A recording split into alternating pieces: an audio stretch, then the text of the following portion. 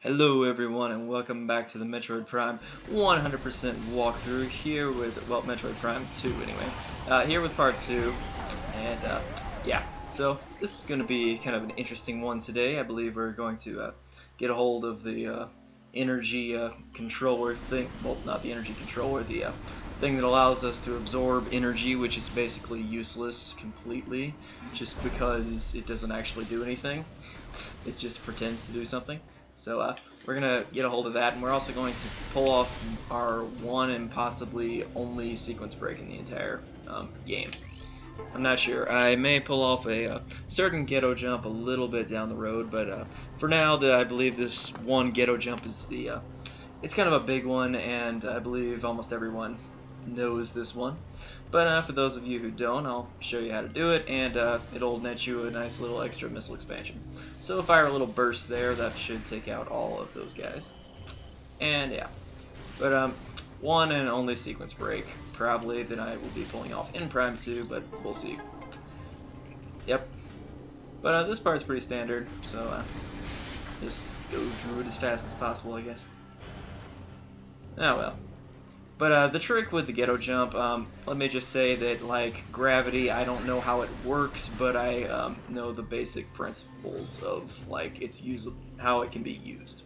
So, just like people don't know how gravity works, we still can calculate things on its, like, acceleration due to gravity and stuff like that.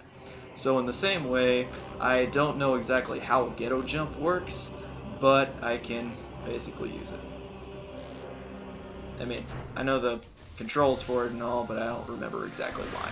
So, sorry to tell you guys that. I'll probably figure it out sometime in the future, but anyway. This is a nice little area where if you decided to keep all your items, you should now have an energy tank and probably be heading to get your good old power bomb expansion.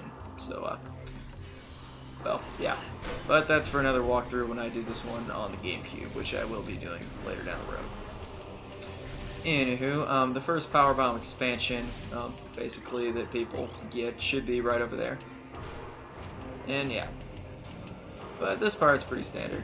So, we are slowly approaching more of the, kind of, where the, Galactic Federation troopers crash landed. I also want to point out that they, like all these splinters that are coming at us, they're not ink-possessed at all, they're just natural beings on this planet, basically. Some of it might be caused by the Great Evil or whatever, caused by Phazon, but we're going to ignore that. So, one thing to note though, the log entries for like reading about the splinters get it wrong because they both say like different things. One of the logbook entries says that splinters like alert each other through pheromones of the others like eggshells cracking open. Another one says that they alert each other through sonic blasts. So a little bit of a difference there, but that's only the real thing I noticed in the logbook differentials. But here we have our little ghetto jump to pull off. So here's how you do it. First, go to scan visor so you can basically do your L jump. And then you just need to jump against this surface correctly. If you do it right, like I should be able to get it here in a sec, because I practiced this trick for about a good half hour or so, just to get it almost perfect. I should be getting it sometime soon. But the way you pull it off, it's just about jumping right in the right direction with the right kind of like angle to it. Anyway, so I'll show it to you guys again just to make sure you understand it. So you just gotta kind of jump and push to the side. And you should jump kind of towards the slanted surface, and if you do it just right, should get here again, then you'll be able to get up. But what you should be aiming for is this kind of spot right there. That's kind of your lean surface that I find works best for this ghetto jump. Now you may think it'd be like the higher edge of that, but you just need to brush up against it while you jump, and then kind of pull it away from it. So that'll get you up here early. Now, since we don't have the missile launcher, we can't go through here, but we can grab the missile launcher. And another thing to note about getting here early, not only do we get extra missiles and all, but this door to Sanctuary is not blocked off as of yet, so you can go there, but you won't really get very far without the light or dark beam.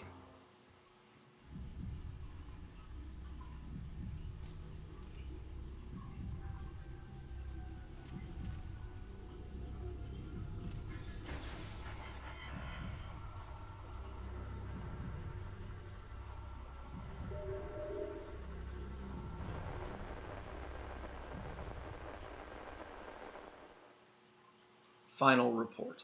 Task 4. External AC command. While on patrol in the Dash's system, we engaged an unknown space pirate frigate.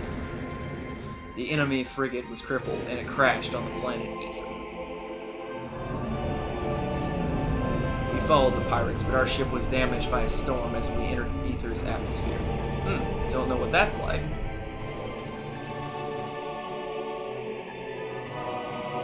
Also, pretty epic Super Metroid kind of music in the background here. Well, somewhat Super Metroid. Heavy magnetic activity during the storm disabled our comm system.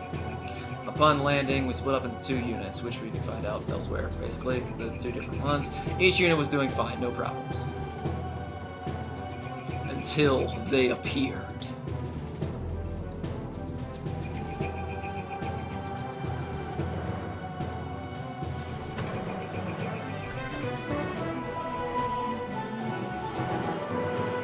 Yeah, this part has to be like, this remix of the Super Metroid theme is just really great.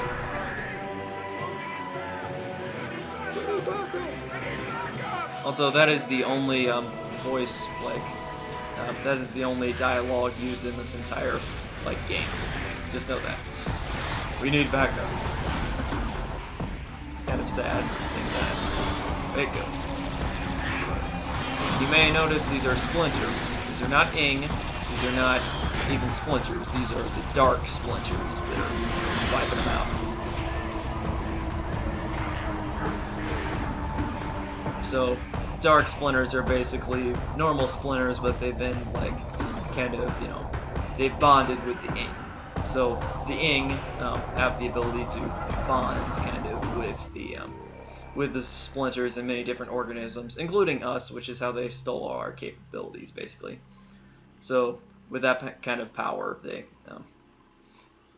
stole our stuff, and they also possess different guys. And the reason we can no longer be possessed in the future is, I can explain it a little bit, but it's because of the energy controller that kind of changes their ability to mesh with our being in symbiosis, basically. But trying to explain Metroid science, not exactly easy. These guys charge up a full charge beam. That should be able to take them down in almost one blast, I believe. Full charge beam, though. And this is in normal mode. So if you notice, we now have 10 missiles. And you may be like, how did we get 10 missiles? Because we only, like, you know, we only, like, landed there once and got the same missile crate twice, so how did we do that? Well, the answer is this. Because of our, you know, nice ability of grabbing it with the ghetto jump before, we now have extra missiles. And so you may think there is a problem with this. Well, there probably is. I just didn't think of it as of yet. So I'm just going for my immediate gratification here. And so we'll see what the problem is later down the road. Also, you'll notice that Sanctuary has now been blocked off after the cutscene. Well, that's the way it goes. But now we have 10 missiles instead of 5. So that little trick there is worth learning. Not only because it teaches you the ghetto jump, but it also, it's a really useful skill, I'd say. And yeah. Anyway, so you can get rid of most of the war wasps that way. And through. So blast that guy with a missile first, just because it gets rid of the thing there, so we can bypass that. Pretty basic. And we can scan here and go through with the kinetic orb cannon. Now, if you kept your stuff, you can obviously not have to deal with this problem. You can just, you know, space jump, because space jump boots are awesome. But because of Trilogy, it means no infinite speed trick. So with no infinite speed trick, that means no keeping our stuff.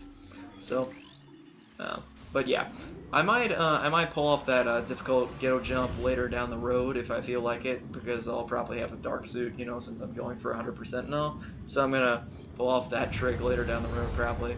Saves a little time, but I mean, it's mainly just doing it for the coolness of the trick. But let's see, we're kind of running low on time here, so I'm just going to go and grab a save. And yeah, that's it for part 2. I hope you enjoyed the ghetto jump and our nice single dialogue line. Way back up. Yeah, that one. So anyway, hope you guys enjoyed this, and I'll see you guys with part 3. So yeah, that's it, and goodbye.